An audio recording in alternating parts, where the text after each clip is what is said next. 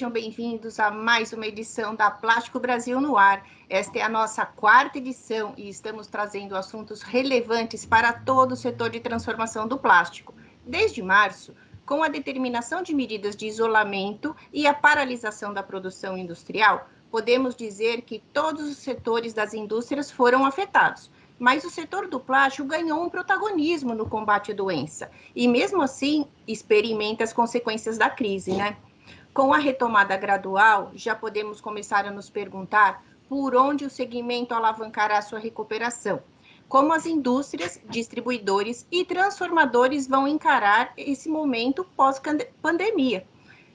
Para discutir isso, trouxemos dois convidados para esse encontro. O nosso primeiro convidado é o Laércio Gonçalves, ele é CEO da Activas e também é presidente da Adirplast, a Associação Brasileira dos Distribuidores de Resinas Plásticas e Afins. Obrigada pela presença, Laércio, desde já seja muito bem-vindo. A gente recebe também o Paulo Mota, que é vice-presidente da Ineos Styrolution para a Ásia e Pacífico. A Ineos é uma das maiores indústrias químicas e petroquímicas do mundo e fornece estirênicos para diversas indústrias, como automotiva, eletrônica e embalagem. E obrigada por aceitar nosso convite, Paulo. Para a gente começar, Laércio, sabemos que a Activa conecta muitos setores e precisa transitar por todas as regiões do Brasil. Quais foram as medidas adotadas para garantir a segurança nesses deslocamentos? E também a gente queria saber como vocês tiveram se vocês tiveram alguma alteração ou redução de trabalho nesse período, ou vocês continuaram trabalhando, foi a mais, foi a menos. E se você puder colocar também, como presidente da Adirplast, os seus associados, se eles estão na mesma linha, na mesma forma que a Activas está trabalhando. Ok. Obrigado, Liliane. Obrigado à Informa pelo convite, né, nesse webinar. Obrigado ao Paulo. Bom, a Activas está espalhada no Brasil em 8 pontos de distribuição, né? Nós estamos próximos dos grandes polos transformadores de plástico e eu vou falar um pouquinho antes da pandemia, que a Activas foi muito abençoada pelo que o projeto que nós lançamos em agosto, setembro do ano passado. Nós viemos com um projeto de disruptura.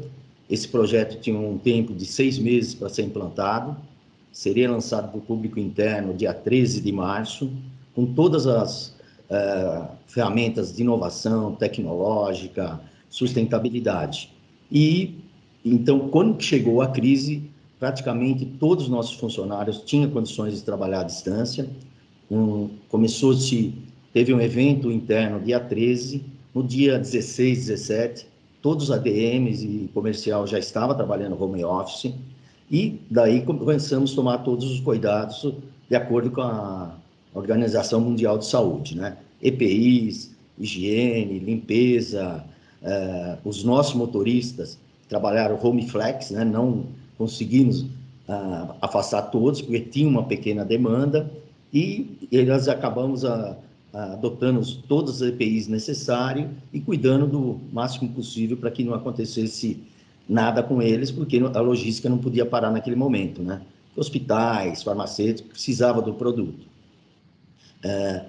Também estamos trabalhando aculturamento das pessoas, dos colaboradores há algum tempo. Temos uma estrutura de RH muito boa e o RH criou nesse período várias plataformas virtuais, como médico, psiquiatra, ginástica, aulas de inglês, e sempre monitorando eles, a cada semana, monitorando todos os colaboradores. Graças a isso, até dia 30 de junho, nós não tínhamos pego, nenhuma pessoa teve problema de contaminação, né? Bom, a partir daí, o que se faz, né? Afastamos todo mundo, as operações teve uma queda significativa no mês de maio e abril, teve aproximadamente 40% a 50% do volume orçado. A inadimplência foi um absurdo, nunca visto igual, né? Virou um pânico, muitas empresas sumiram sem satisfação, o dinheiro que os bancos e o governo comentava que estava fomentando os pequenos e médios não estava chegando. Então, houve-se aí 2 meses muito conturbados, né? E, a partir daí, começamos a ver internamente o que nós poderíamos fazer para melhorar a nossa operação, para cuidar melhor das pessoas. Aí começou-se um trabalho mais forte ainda do RH.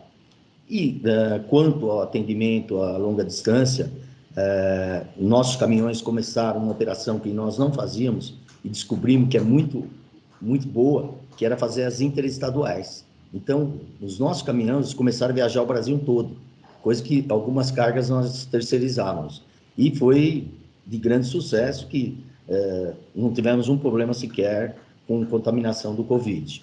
E quanto aos distribuidores no geral, foi uma loucura. A gente começou a se falar diariamente, com lives, sabendo como que estavam as empresas, todo mundo com inadimplência altíssima, alguns setores muito afetados, né, como automobilístico, linha branca, eletroeletrônico, vestuário.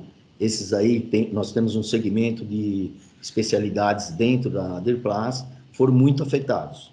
Por outro lado, temos de BOPP, que é o filme bioorientado, que teve uma demanda alta e eles praticamente não pararam. Eu acredito, assim, não fizemos uma pesquisa, mas nem todos estavam preparados para trabalhar home office. Mas grande parte que precisou trabalhar, trabalhou com todos os cuidados possíveis. Teve que se adaptar, né? Para se adaptar. Eu só queria que você falasse um pouquinho, Laércio, antes de passar para o Paulo, o que é Activas, né? E fala da Adirplast também, porque você tem os dois chapéus, né? Então fala um pouquinho da Activas e um pouquinho da Adirplast para a gente. Tá. Bom, a Activas é uma empresa que foi constituída há 30 anos atrás, né? Eu sou formado em engenheiro mecânico, não era petroquímico, né?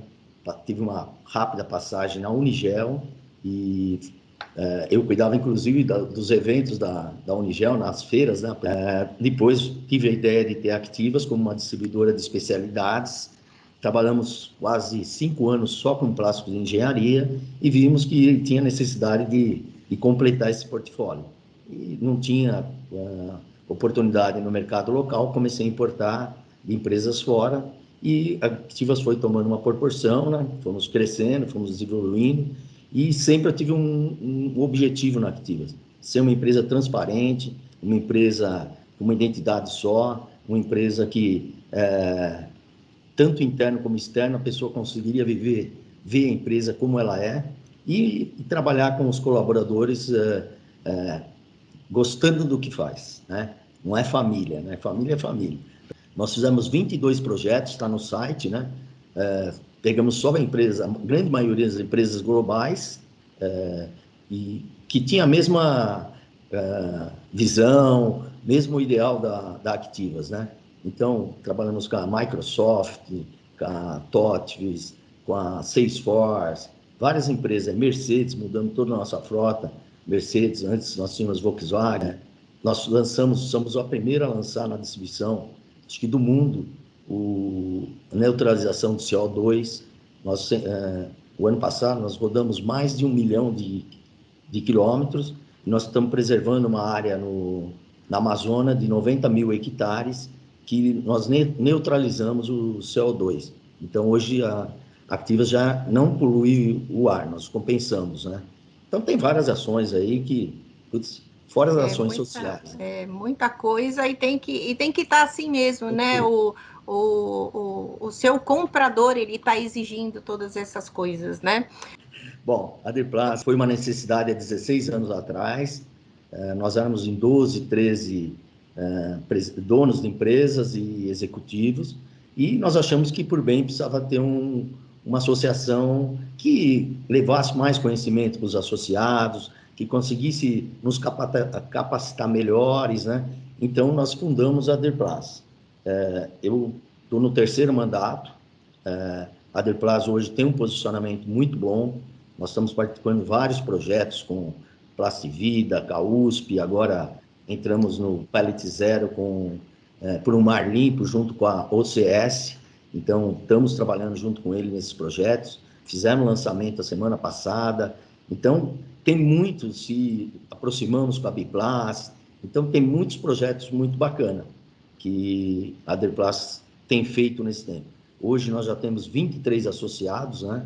Chegou um momento só tinha 10, né? Que eram os 10 fundadores. Cresceu bastante, né? E hoje deu uma boa profissionalizada. Já estamos home office, já entregamos escritório, já digitamos todos os documentos. Hoje é tudo home office o nosso escritório. Que legal. Parabéns aí pela fundação, tanto da empresa quanto da associação. Parabéns, Laércio. Agora, indo para o Paulo está em Singapura, vai contar um pouquinho para a gente de como está o cenário aí na Ásia, né? E queria que você falasse da Ineos, a Styrolution, né? E também de você, como é que você foi parar aí na Ásia. E também que você contasse para a gente, porque vocês fornecem diretamente para os segmentos mais afetados pela paralisação de produção por causa do Covid, né? Que é automobilística e eletrônica. Como que a sua empresa tá lidando com isso e quais as medidas foram tomadas para enfrentar esse momento? Se vocês conseguiram colocar planos em ação rapidamente. Ok, boa noite, bom dia, né, para vocês aí. Obrigado, Liliane, pela oportunidade, pelo convite. Laércio, é um prazer revê-lo. E tanto tempo, né, que não nos falávamos. Eu acho que por si só, né, essa situação toda do Covid, já nas palavras do Laércio, já mostrou quanta mudança pode trazer positiva, né, para um negócio, com ações muito rápidas que a Activas colocou em prática, e mesmo a Dirplast, né, como associação. Interessante. Bom, eu estou em Singapura, eu sou vice-presidente da Ineos Styrolution para a Ásia Pacífico, para a área de produtos especiais, que nós chamamos, polímeros especiais. Já faz 2 anos que eu estou aqui. Antes eu estava no Brasil, também com a Ineos Styrolution, era o head, aí, o responsável pela operação na América do Sul. E recebi um convite para vir para cá, e aí juntou-se o útil ao agradável, né? A grande experiência de morar na Ásia, com o desafio de tocar um negócio grande, uma operação grande aqui na Ásia Pacífico, envolvendo tantos países importantes, né, que a gente conhece na relação de negócio internacional das várias empresas. Bom, eu acho que o Covid-19, né, é uma situação sem precedentes para todos os países, para todas as empresas. Pelo menos na minha geração, eu não consigo pensar em nada que trouxe tanto impacto de uma maneira tão rápida, né? Nas nossas vidas pessoais quanto no nosso negócio, como está sendo a situação do coronavírus. Obviamente que aqui na Ásia a gente começou primeiro, né? E parecia que a coisa ia ficar por aqui no início. Começou na China, ainda em janeiro. Eu lembro que eu estava de férias no Brasil em dezembro e dia 13 de janeiro eu retornei para a Ásia. Eu cheguei aqui no dia 13, eu só tive tempo de fazer uma viagem, que eu fui para a Tailândia, para a nossa fábrica lá, para uma reunião, e voltei para Singapura, e desde então eu estou em Singapura, né? Nunca mais viajei para lugar nenhum, e logo em seguida todos nós fomos forçados, né, a trabalharmos home office, trabalhar de casa, numa velocidade impressionante para todas as empresas, né? Foi da sexta para a segunda-feira, todo mundo estava trabalhando de casa. A gente brinca aqui nas nossas reuniões de liderança que numa situação normal, possivelmente estaríamos discutindo por 6 meses se deveríamos criar uma política de home office e teríamos várias opiniões divergentes em relação a qual seria o impacto das pessoas trabalharem de casa, né, em termos de produtividade, em termos de situação pessoal mesmo, se seria possível ou não e quais critérios deveríamos colocar em prática.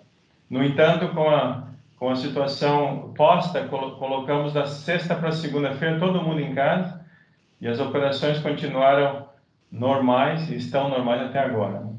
Bom, eu diria para você que eu costumo dizer nos negócios que tem coisas que nós controlamos, então a gente deve trabalhar fortemente sobre elas. Tem outras que nós não controlamos, E sobre ela nós devemos criar estratégias, pensarmos estrategicamente, colocarmos planos de ações, montarmos cenários e ver o que podemos fazer de melhor.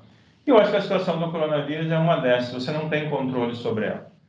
Então, o que você pode fazer é se preparar, criar cenários e pensar naquilo que é possível fazer enquanto empresa, né? Eu acho que, primeiro de tudo, a ação primeira, né, quando surgiu na China ainda, e a gente teve o impacto da China fechando a economia, né, colocando as pessoas em casa, as empresas sendo obrigadas a fecharem também a produção, e a proibição de trânsito dentro da própria China, né, uma região não poderia viajar para outra. Então, criou muito entrave logístico, muita situação inesperada de uma hora para outra, né? Nós temos fábricas aqui na Ásia, no negócio que eu cuido, nós temos fábrica na Tailândia, na Índia, na Coreia, e nós fornecemos de uma região para outra, né? Então, produzimos na Tailândia, exportamos para a China, produzimos na Coreia, exportamos para a China, e assim para outros países também. Então, você imagina toda essa operação sendo impactada por trânsito né, aéreo, por trânsito terrestre, por trânsito marítimo também. Então, foi uma situação realmente muito complicada no início. Mas eu acho que a primeira coisa a fazer que a gente fez foi o seguinte: vamos medir o tamanho do buraco, né? Quer dizer, no que a gente está, o que a gente pode, como é que a gente pode medir esse impacto e quais ações precisa tomar imediatamente. Quando você trata de operação industrial, você tem que olhar primeiramente para a segurança das pessoas, né? Então eu acho que a medida número 1 da empresa foi colocar todo mundo em casa, olhar para a segurança individual de cada um, né? Seguir as regras como o nosso amigo aí falou, da Organização Mundial da Saúde, mas aqui também dos países, né? Diversos países com medidas diferentes também, né? Então complica um pouco mais ainda. O Laércio tem razão, você tem que seguir as medidas globais primeiro, depois seguir as medidas do país. Garantir que as operações industriais continuariam funcionando, e aí de novo, olhar para a segurança das pessoas que deveriam estar na fábrica todos os dias, implementar as medidas de segurança na entrada da fábrica, mas não só de funcionários, você tem muitos contratados entrando na fábrica, você tem as empresas transportadoras entrando na fábrica todo dia, você tem as empresas de manutenção entrando nas fábricas todo dia. Então, como você garantir tudo isso, e principalmente olhando para a segurança das pessoas, é uma operação muito grande e muito rápida que você tem que montar, né?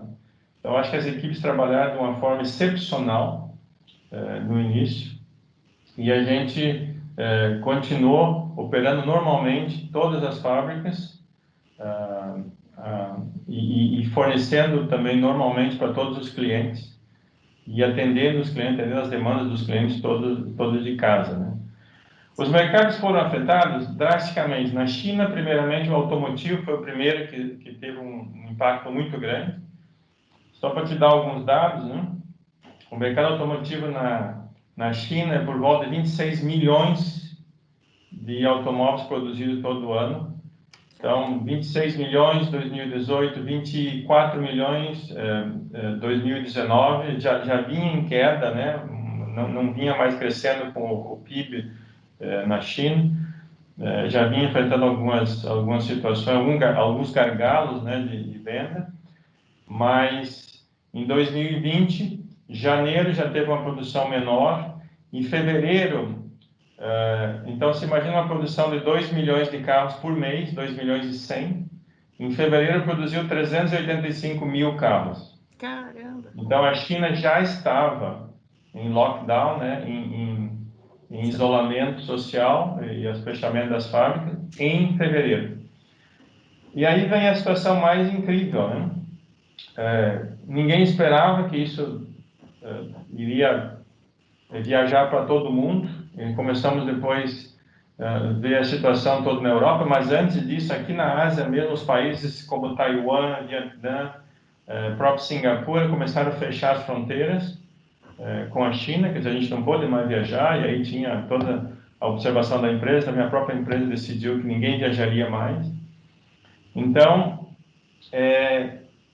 ninguém esperava que esse impacto seria tão rápido em todos os outros países, né? E obviamente, teve países com muito sucesso. Aqui o caso do Vietnã, que não teve nenhuma morte até hoje, apenas 380 casos, só para citar um exemplo, né, que tomou ações muito rápido.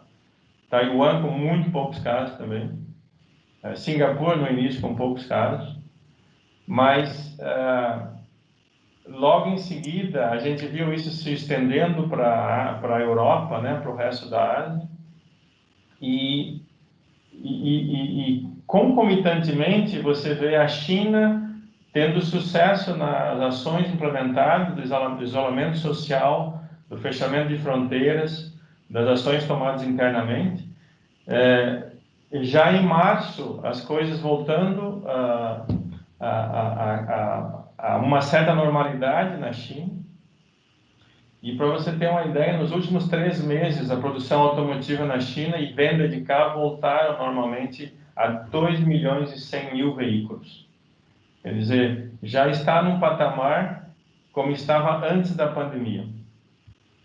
O mercado eletrodoméstico, eu diria que quase não foi afetado na China.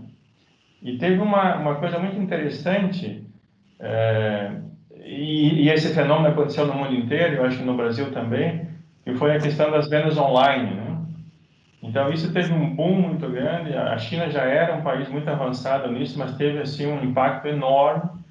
E quando a gente fala de linha branca, que o Laércio estava falando agora, interessante é você ver que com as pessoas comprando, investindo menos em bens duráveis de alto valor agregado, como o automóvel, elas passam a investir mais em bens duráveis de menor valor agregado. E a gente viu esse boom na China, por exemplo, de eletrodomésticos de menor porte, como mixers, batedeiras, como chama... Enfim, esses liquidificadores, como brigou a exatamente. ficar em casa, você começou a prestar atenção nessas coisas, exatamente. Né? Então, e a produção de geladeiras, máquinas de lavar e tudo mais, elas continuaram num nível bem razoável na China. Hoje, as nossas operações, por exemplo, de poliestireno na China e de ABS, e na Ásia como um todo, e nesse momento está num nível muito excepcional. Se você olhar todas as estatísticas de produção de ABS na Ásia Pacífica hoje, e venda também de poliestireno, você vai ver que está num nível super alto nesse momento. Ô, Paulo, deixa eu te fazer uma pergunta, depois eu vou fazer a mesma pergunta para o Laércio, tá, Laércio? Você falou de... Estava no nível alto, ele teve uma queda, começou a se estabilizar, né? Quando a gente fala do plástico, pelo menos aqui no Brasil, né? Ele passou rapidamente, assim, de vilão a mocinho, em alguns meses, né? Assim, não pode o canudinho, agora tudo tem que ser descartável. Então, assim, teve um movimento da negação agora do uso, de forçar o uso, né? Eu queria saber se aí também foi assim, se está sendo assim, né? E como que está respondendo o uso do plástico na linha hospitalar e na alimentação, porque você falou da automobilística, da linha branca, né? Eu queria especificamente em hospitais e alimentos, e depois para o Laércio, se o Laércio enxerga da mesma forma. É muito interessante a sua pergunta, Liane. Exatamente, toda a nossa venda, todas as nossas aplicações, todos os nossos produtos que vão para as aplicações de produtos que são destinados à saúde, obviamente que cresceram, porque as empresas tiveram que se preparar, e de novo, muito rapidamente, né, para poder atender os governos, atender os hospitais, enfim, atender as organizações ligadas à saúde, né? Então, a gente teve realmente um impacto muito positivo e muito forte em relação a isso. Em relação a embalagens, da mesma forma, porque imagina, com o distanciamento social exigido pela Organização Mundial da Saúde e pelos governos também, muitos restaurantes, quando puderam abrir, eles tiveram que abrir simplesmente para delivery, né? Por exemplo, aqui em Singapura, os primeiros 2 meses, que eles chamaram de fase 1 da abertura do isolamento social, os restaurantes só poderiam atender por delivery. Então, você poderia ir lá, retirar o produto, ou você poderia pedir num aplicativo de entrega. Então, você imagina com isso a quantidade de embalagens plásticas que eles tiveram que usar para armazenar os produtos e de uma forma ainda muito melhor, talvez, do que eles faziam no passado, né? Para fazer com que a comida chegasse quentinha na casa do consumidor, ou de uma apresentação muito melhor do que talvez fosse antes, né? Porque antes ainda nós tínhamos a opção de ir até o restaurante. E agora, então, não tínhamos essa opção. Nos tornamos muito mais efetivos e muito mais exigentes na compra online, que talvez não éramos antes da crise, né? Então, tudo isso ajudou a indústria de embalagem, obviamente. E aí, como você falou, o plástico passando de vilão a mocinho, obviamente que, para mim, muda a percepção, né? Você tem uma percepção gerada por uma situação global, onde envolve governos, envolve associações, e envolve as próprias empresas químicas, no caminho da sustentabilidade, no caminho da reciclagem, que para mim não vai parar aqui. Eu acho que esse é um caminho sem volta e nós vamos continuar andando nesse processo. Eu acho que o que faz é um despertar de consciência ainda melhor, maior e muito mais positivo, mas não só com as empresas, não só com os governos, não só com as associações, não só com as ONGs, mas também com o próprio consumidor. Ele tem essa possibilidade de avaliar melhor o que é verdade e o que não é verdade, né? Que sai por aí na mídia. Então, tem muita notícia que a gente sabe que não é 100% correta sobre o plástico, né? Eu acho que essa é a grande oportunidade para se restabelecer uma verdade sobre a utilização do plástico. Esse é o meu ponto de vista. Mas a sustentabilidade, o caminho para a sustentabilidade e reciclagem, esse para mim não tem volta e as empresas vão continuar nesse caminho. Passo para o Laércio a mesma pergunta, Laércio. O que você sentiu sobre o uso do plástico? Se aumentou, né, na parte hospitalar e de alimentos? Olha, Eliane, a distribuição ela teve atitudes muito diferentes da petroquímica, né? Então, alguns produtos alguns plásticos, por exemplo, o poliestireno, que deveria ter uma demandada muito grande, ele teve uma queda comparada com um produtor de PP e PE aqui no Brasil muito grande. Foi diferente, entendeu? Então, assim, como que eu vejo, né? Alguns segmentos foram muito beneficiados, que é o farma, hospitalar, limpeza, só que grande parte desses clientes não era nem atendido pela distribuição, né? E você pega a TNT, faz a máscara. Pô, no Brasil, acho que é 3 fabricantes de TNT. Então, vendeu-se muito TNT, mas eu não vendi 1 quilo, né? Que a distribuição não tem acesso, entendeu? Então, hoje temos uma grande empresa no Brasil, que é a maior da América Latina de água sanitária, atendido direto para a petroquímica. Então, não nas exceções, às vezes, eles compravam conosco, né? Então, eu vi... em primeiro momento, eu achei que era a quebra de um paradigma. Pô, agora vamos mudar, né? Mas é como o Paulo falou, tem que ter um trabalho da sociedade, as petroquímicas estão fazendo um trabalho pesado. Eu vi domingo uma reportagem na Inglaterra, o que tinha de luva e máscara no mar da Inglaterra já estava equiparado no mesmo período de embalagem, quer dizer, substituiu, jogaram embalagem, jogaram a máscara, né? Então, tem que ter um trabalho árduo. As grandes marcas estão cobrando isso do seu transformador. Por hora, esse transformador eu abasteço. Ele vai me cobrar também de ter o PCR. Então, cadeia toda, né? Cadeia. Que eu acho que vai encurtar também, né? Como a tecnologia a gente esperava 5 anos, agora estamos achando que 1 ano, 2 anos, se o cara não estiver dentro, ele não vai conseguir sobreviver, né?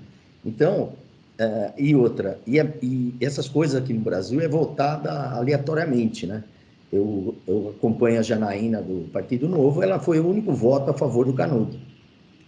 Por quê? Lá dentro tinha cara que tinha fábrica de metal, outro tinha de papelão, tinha várias... Então, o cara votou e nem sabe que ele está votando, você entendeu?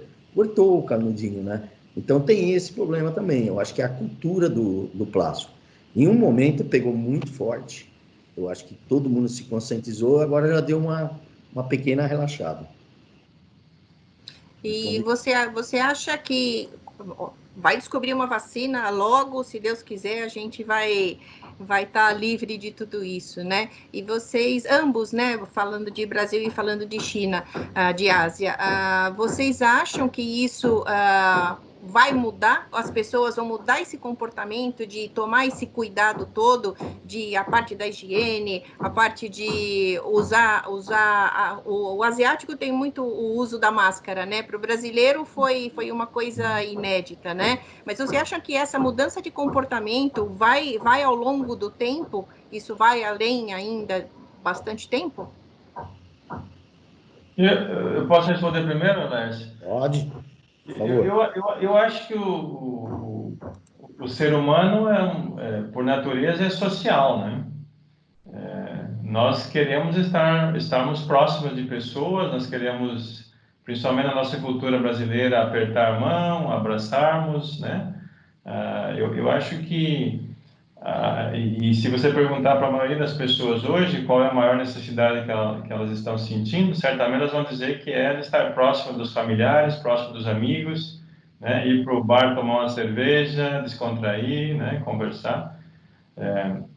Mesmo nos negócios, estarmos juntos dos clientes.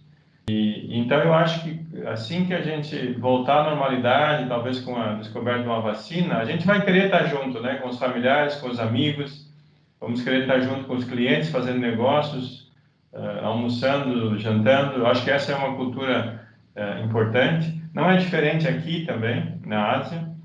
E talvez com algumas diferenças, obviamente, né? Se você for para diferentes países na Ásia, tem diferentes culturas, então você já vai, dificilmente você vai, né? Um brasileiro aqui na Ásia vai chegar e vai abraçar alguém, né? 3 beijinhos, nem pensar, né? Seria um absurdo. Então, mas eu acho que as pessoas vão querer voltar à normalidade, né? Mas com algum aprendizado.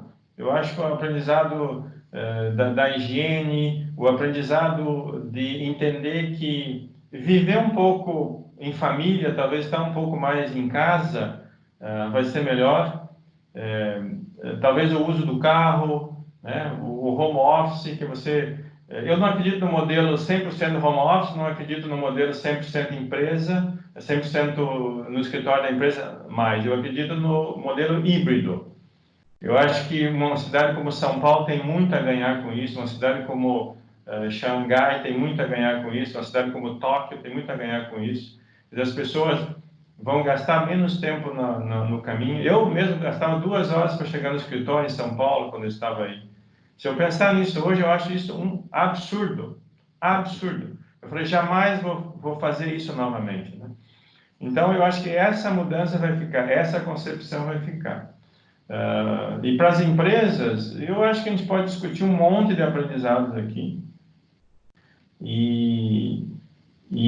Mas eu acho que o importante vai ser esse também, de que as pessoas trabalhando longe, não necessariamente no escritório, elas têm a capacidade de produzir tanto quanto ou mais de quando estavam no escritório. Então, se nós como executivos ou nós como chefes tínhamos dúvida quanto a isso, eu acho que essa dúvida desapareceu. E as próprias pessoas, aí eu me coloco nelas, no meio delas como funcionário, né? A gente também percebeu que é possível trabalhar de casa, que é possível produzir de casa, né? E descobrimos ferramentas incríveis para usar. Nós estamos aqui falando com o Microsoft Teams, e a gente não pensava nisso no passado, eu não pensava em fazer uma conferência com o Laércio, falar, Laércio, vamos conversar por 1 hora. Então, eu acho que tem muitos aprendizados que ficam nos negócios, tem muitos aprendizados. Eu acho que para as empresas, e aí é o benefício de qualquer crise para mim, é as empresas inovarem, é as empresas aperfeiçoarem processos, reduzirem custos, se tornarem mais eficientes, né? Rever a cadeia como um todo, as parcerias estratégicas, como trabalhar mais em conjunto com os seus parceiros. Eu acho que esse é o grande ganho, que a gente não pode deixar passar, né? O Laércio citou vários exemplos aí no início, mas eu acho que esse é um legado importantíssimo para a gente pensar em manter daí para frente. E na sua opinião, Laércio, o que que fica desse vai e vem, né? Ficou, vamos usar todo mundo, agora vamos acalmar, agora o brasileiro vai nessa mesma linha do que o Paulo está enxergando do asiático? Você acha que o comportamento vai ser o mesmo? A probabilidade é muito grande, né? Bom, eu também vou em linha com o Paulo. Assim, sempre tive o pé atrás com o home office, mas antes da pandemia, do Covid, em novembro eu mudei para um WeWork, já diminuí a minha estrutura, já estava pensando diferente, mas ainda não tinha a cultura das pessoas longe, né? Então, foi uma experiência brava, que uma semana nada mudou, né? A gente continuou trabalhando, dando suporte, providenciando cadeira, suporte de pé. As pessoas acabaram se desenvolvendo muito melhor do que às vezes no escritório. Como o Paulo comentou, de 2 horas de trânsito. Eu também sofri com isso. 2 horas de trânsito, o funcionário também. Então, eu vejo diferente. Esse ano, acredito que nada grandes mudanças, tá? Eu, por exemplo, não defini ainda voltar no escritório. O escritório de São Bernardo cabe 40 pessoas, possivelmente vai a 10, a gente faça algum revezamento, porque muitos estão esgotados, né? Mas tem quem tem criança na escola, que ainda é risco, que isso daí, esse ano, não deve voltar.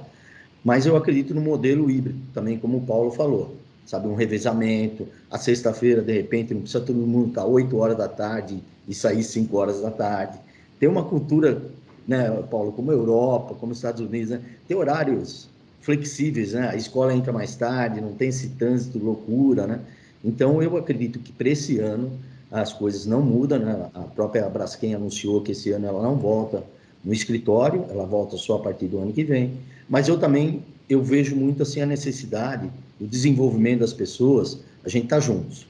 A motivação, o empenho, eu acho que é bem diferente, sabe? Se você tá no dia a dia, né? Pô, faz 4 meses que eu não vejo a minha secretária, pô, é complicado, né? Eu falo com vídeo, faz com tudo, mas não é a mesma coisa, né? Eu faço toda semana reuniões com os líderes, tudo, mas o presencial, tomar um cafezinho junto, o Paulo também, sempre quando ia visitar, a gente ia almoçar junto, né, Paulo? E até no quilo, a gente sempre trocava umas palavras. Então, essa aproximação nos identifica muito, né, como brasileiro, né? E quem sabe volta pelo menos um beijinho, né? Não precisa ser 3, mas pelo menos um beijinho já faz parte. Muitos brasileiros esqueceu isso ainda. Essa cultura ela é muito intensa no brasileiro, né? Esse contato físico. Acho que porque aqui o índice de pessoal que está indo em psiquiatras e psicólogos aqui está bem alto, né? Então, acho que essa é uma parte da nossa cultura, né? Ô, Paulo, eu queria que você, como CEO, né, representando aí depois o Laércio, se você tem um conselho, um legado, uma dica, o que que você gostaria de deixar para a nossa audiência? Que a nossa audiência é o transformador do plástico, né? Que está sofrendo bastante nesse momento, assim como toda a indústria, né? Se você tem alguma coisa que você acha que pode ajudá-los nesse momento, que vai voltar de uma forma diferente, mas vai voltar ao normal daqui a pouco. E depois o Laércio, por favor, Laércio. Tá bom. Ok. Bom, como eu falei antes, eu acho que toda crise ela traz muita oportunidade também, né? Eu, por natureza, sou um cara muito positivo, né? Não só na vida pessoal, mas também nos negócios. Eu sempre acho que lá na frente a gente vai poder fazer mais e fazer melhor. Obviamente, quando você é pego no meio de um furacão, primeiro você precisa sair dele, né? Você precisa se salvar. Então, eu acho que, principalmente para as pequenas empresas, elas precisam imediatamente reavaliar, né, onde elas estão e tomar medidas muito rápidas para se manterem em pé, né? Eu tenho até participado aí de um grupo de executivos no Brasil, mesmo aqui de longe, eu estou participando com eles como mentor, fazendo mentoria. Eles criaram alguns grupos de voluntários, algumas pessoas como voluntário, um grupo de voluntários, E aí as pequenas empresas estão dos mais variados segmentos estão buscando essa mentoria, e eles, por exemplo, se é uma empresa química pequena que está buscando a mentoria, ele fala, bom, o Paulo, que está aqui como mentor, é da indústria química, então eu vou passar ele para o Paulo. Então eu já tive conversa, por exemplo, com empresários aí do Brasil, pequenos, né, que estão naquela situação. E agora, né, o que eu faço? Né? Eu não tenho caixa, eu preciso manter meu crédito com o fornecedor, aonde eu vou buscar dinheiro, e como o Laércio falou, qual a velocidade que esse dinheiro disponibilizado pelo governo chega até a ponta, é sempre questionável, é sempre burocrático, né? Então, eu acho que primeiro, sair do furacão, segundo, buscar ajuda. Eu acho que tem muita ajuda disponível. Eu acho que esse é um dos aprendizados dessa crise, as empresas, as pessoas se tornando mais solidárias e muita coisa de graça, né? Pessoas querendo ajudar. Então, buscar essa oportunidade, aprender com os outros, né? Buscar o que os outros estão fazendo. Existem muitas lives muito legais aí no Brasil, como essa que nós estamos fazendo hoje aqui, com pessoas com muita experiência, trazendo muitas dicas, muito suporte. Então, acho que vale a pena também buscar essa informação. E se manter, como o Léo falou, motivado, né? Se manter positivo, porque a gente precisa sair disso, né? E o exemplo que eu estou dando aqui na Ásia, a gente já vê muitos países saindo, a China saindo, a própria Índia, que estava fechada há um mês atrás, agora já está retomando também. Nós estamos com nossos negócios mais ou menos 60%, 65% de volta na Índia. Os países do sul da Ásia aqui também já estão voltando, alguns com maior dificuldade do que outros. Então, as coisas vão retornar no Brasil também, obviamente, numa situação diferente, mas eu acho que a cadeia como um todo do plástico agora precisa se dar as mãos, né? E não olhar para a disputa, e sim olhar para o que a gente pode fazer em conjunto, né? Eu cito o exemplo da Índia, porque a gente foi pego de um dia para outro, lá, tendo que fechar as plantas, os distribuidores tendo que fechar tudo, quer dizer, produto viajando, não podendo ser entregue, tendo que ficar em algum armazém, em algum lugar na Índia, ninguém pagando ninguém, né, Lars, como você mesmo comentou. Quer dizer, como é que você administra tudo isso de uma hora para outra? Não tem como você administrar sem a cadeia como um todo se entender e falar, bom, a gente precisa sair dessa, né? Então, é um exemplo que eu sempre olho, porque foi um momento muito específico na Índia, e a gente está saindo ali, já está umas 65%, 70% da operação de novo. Então, meu conselho é isso: mantenha positivo, busque ajuda e se mantenha em pé, né? Eu acho que a primeira operação é essa operação de guerra, né? Muito obrigada, Paula. E Laércio, qual o seu conselho você dá aqui para os nossos amigos brasileiros e transformadores?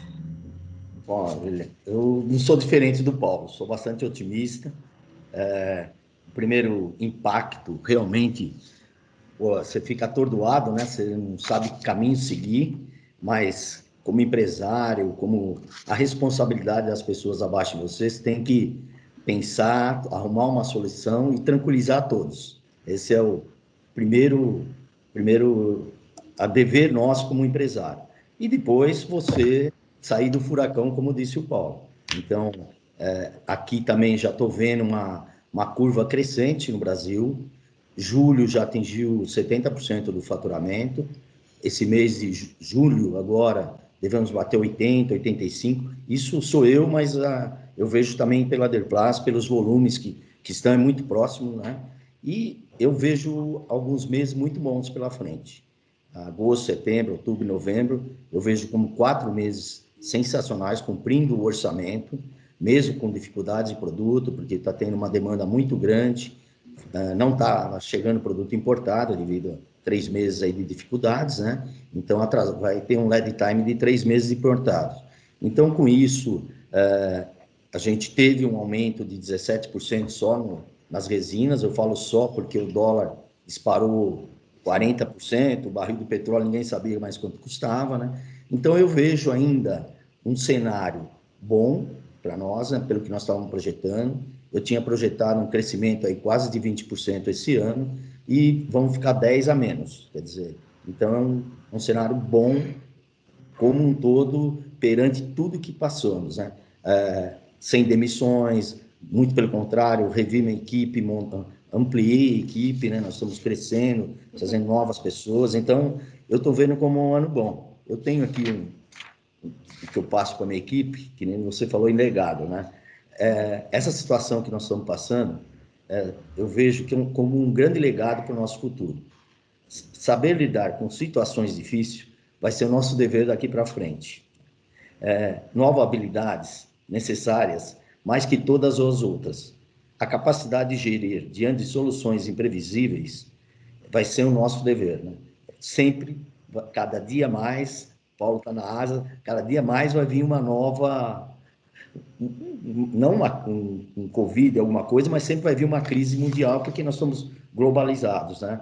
Então, se adaptar com velocidades, atrás de tecnologia, inovação, sustentabilidade, é o que vai fazer a empresa resistir para os próximos anos. Então, eu vejo isso como um grande legado do que nós estamos passando por 2020. Ok. É uma pena, o tempo passou muito rápido, já passou mais de 1 hora que a gente está conversando. E obrigada novamente pela disponibilidade, pela conversa, um no Brasil, um na Ásia, e isso é a globalização, né? É para o bem e é para o mal, né? Não é o modo de dizer, mas é para não tão bom, né? Então, eu quero agradecer imensamente aí a disponibilidade de vocês, e obrigada também para quem assistiu esse episódio até aqui. Não se esqueça de se inscrever nas nossas redes sociais e acompanhar os próximos episódios. Vocês estão vendo que é muita coisa interessante, tá? E também fica esperto, fica atento, porque a feira presencial da Plástico Brasil vai ser de 22 a 26 de março de 2021 no São Paulo Expo. Logo, logo a gente se encontra, vai dar muito abraço, muito beijo, e a gente vai estar voltando ao normal daqui um pouquinho só. Obrigada a vocês e um ótimo dia. Paulo. Ótima noite, Obrigado. ótimo dia, né? Aí. Tchau, obrigada. Obrigado. Tchau, tchau.